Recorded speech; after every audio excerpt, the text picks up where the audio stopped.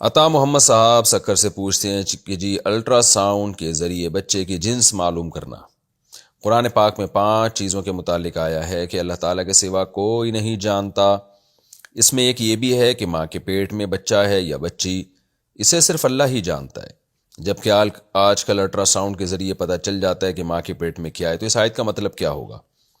عطا محمد صاحب، اس آیت کا وہ مطلب نہیں ہے جو آپ سمجھیں ہیں۔ قرآن میں یہ جو 5 چیزوں کے بارے میں آتا ہے کہ اللہ کے سوا کوئی نہیں جانتا، سورہ لقمان کی آخری آیات ہیں، یہ ایک علامت کے طور پہ بیان کیا گیا ہے۔ قرآن یہ بتا رہا ہے کہ غیب کا علم اللہ کے سوا کسی کے پاس نہیں ہے۔ اب قرآن کا ایک طریقہ تکلم ہے، قرآن کا ایک انداز ہے۔ قرآن جزیات کے ضمن میں کلیات بیان کرتا ہے۔ جزیات کا مطلب یہ ہے کہ مثالوں سے مثالیں بیان کرتا ہے، اور ان مثالوں سے وہ مثال مقصد نہیں ہوتی، بلکہ اس سے قانون اور ضابطہ بیان کرنا مقصد ہوتا ہے۔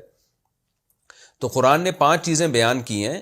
جب بھی ہم کو کوئی نالج حاصل ہوتی ہے نا، تو نالج ہمیں خود بخود تو نہیں حاصل ہو جاتی، دیکھنے سے پتہ چلتا ہے، سننے سے پتہ چلتا ہے، سوچنے سے نالج حاصل ہوتی ہے، اور سائنسی آلات استعمال کرنے سے نالج حاصل ہوتی ہے۔ تو غیب کہتے ہیں اس علم کو جن میں آپ کے پاس وہ سورس آف نالج نہ ہو، پھر آپ کسی علم پر مطلع ہو جائیں۔ جیسے کل کیا ہوگا، اب آپ کے پاس کوئی سورس آف نالج ہی نہیں ہے، کوئی ذریعہ علم کا کوئی ذریعہ ہی نہیں ہے، تو آپ نہیں بتا سکتے کہ کل کیا ہوگا۔ لیکن اگر آپ کو محکمہ موسمیات والا آ کے بتا دیتے ہیں کہ جی بادل آ رہے ہیں اتنی کلومیٹر کی رفتار سے اور ہواؤں کو، تو اس سے پتہ چلتا ہے کہ کل بارش ہوگی، تو انہوں نے تو آلات کے ذریعے بتا دیا نا، تو یہ غیب رہا نہیں ہے۔ تو قرآن نے یہ بتایا ہے کہ غیب کا علم اللہ کے سوا کسی کو نہیں ہے۔ تو اس زمانے میں یہ 5 چیزیں ایسی تھیں جو غیب سمجھی جاتی تھیں، کیونکہ کوئی آلات دریافت نہیں ہوئے تھے ماں کے پیٹ میں جھانک کے دیکھا جائے کیا ہے، اور بارش کا پتہ ہی نہیں چل سکتا تھا، زندگی کا پتہ ہی نہیں چل سکتا تھا کہ کل مرنا ہے کہ پرسوں مرنا ہے۔ لیکن ایک آدمی کو پھانسی سنا دی گئی ہے اور اس کو بتا دیا گیا ہے کہ کل آپ کی ڈیتھ ہے، تو وہ تو بتا سکتا ہے کہ کل میں مر جاؤں گا۔ صبح پوچھا جاتا ہے کہ آخری خواہش بتاؤ، اس لیے پوچھا جاتا ہے نا کہ آج آپ نے مرنا ہے، اس کو یقین ہوتا ہے کہ آج میں نے مرنا ہے، تمام اپیلیں میری مسترد ہو گئی ہیں۔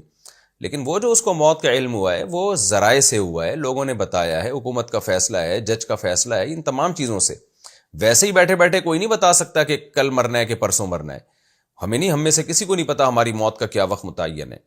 تو اسباب کے بغیر علم یہ صرف اللہ کا خاصہ ہے، اللہ کو پتہ ہے، اللہ کسی سورس آف نالج کا محتاج نہیں ہے، اس کا علم کامل ہے۔ تو اللہ میاں نے یہ سمجھانے کے لیے کہ غیب کا علم اللہ کے سوا کسی کے پاس نہیں ہے، تو وہ مثالیں دی ہیں جو اس زمانے میں غیب میں تھیں۔ کل کیا ہوگا، کہاں تمہاری موت واقع ہوگی، ماں کے پیٹ میں کیا ہے۔ تو لیکن اگر کسی آلے کے ذریعے ہم پتہ لگا لیتے ہیں کہ ماں کے پیٹ میں کیا ہے، الٹرا ساؤنڈ کے ذریعے پتہ لگا لیتے ہیں، تو وہ غیب رہتا ہی نہیں ہے، تو وہ اس آیت کا مفہوم میں داخل ہی نہیں ہے۔ اسی طرح کل بارش ہوگی یا نہیں ہوگی، اور محکمہ موسمیات والے آسمانوں میں فضاؤں میں جھانک کے بتا دیتے ہیں، تو وہ غیب میں رہا ہی نہیں ہے۔ تو اس لیے یہ تمام چیزوں کا سائنسی آلات کے ذریعے اگر علم ہو جاتا ہے تو پھر یہ علم غیب میں داخل ہی نہیں رہتا، پھر یہ اس آیت کے مفہوم میں داخل ہی نہیں ہے۔ اس کی میں ایک مثال دیتا ہوں۔ قرآن نے کہا کہ ماں کے پیٹ میں کیا ہے کسی کو معلوم نہیں، لیکن اس زمانے میں بھی اگر کوئی ماں کا پیٹ کاٹ کے بچے کو باہر نکال کے دیکھ لیتا تو پتہ چل جاتا نا کہ لڑکا ہے کہ لڑکی ہے۔ لیکن بھائی ہم اس کو کہتے ہیں کہ یہ تو تم نے دیکھ کے بتا دیا ہے نا، بغیر دیکھے قرآن کہہ رہا ہے کہ نہیں بتا سکتا کوئی، تو تم نے تو پیٹ کاٹ کے دیکھ لیا ہے۔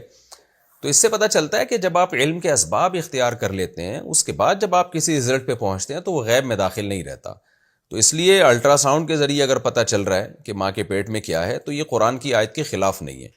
تو قرآن نے اس آیت میں جو سمجھایا ہے نا، مثالوں کے ذریعے یہ سمجھایا ہے کہ غیب کا علم اللہ کے سوا کسی کے پاس نہیں ہے۔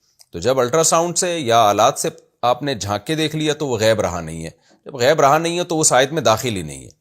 تو خلاصہ یہی نکلا کہ الٹرا ساؤنڈ کے ذریعے معلوم کرایا جا سکتا ہے بچے کی جنس کہ لڑکا ہے یا لڑکی، اور یہ چیز شریعت کے خلاف نہیں ہے۔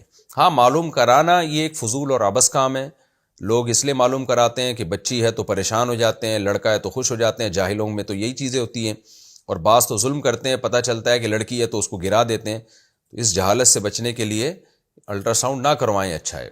جو اللہ دے دے، لڑکا دے دے لڑکی دے دے، اللہ کی مرضی ہے، اس پہ خوش ہونا چاہیے۔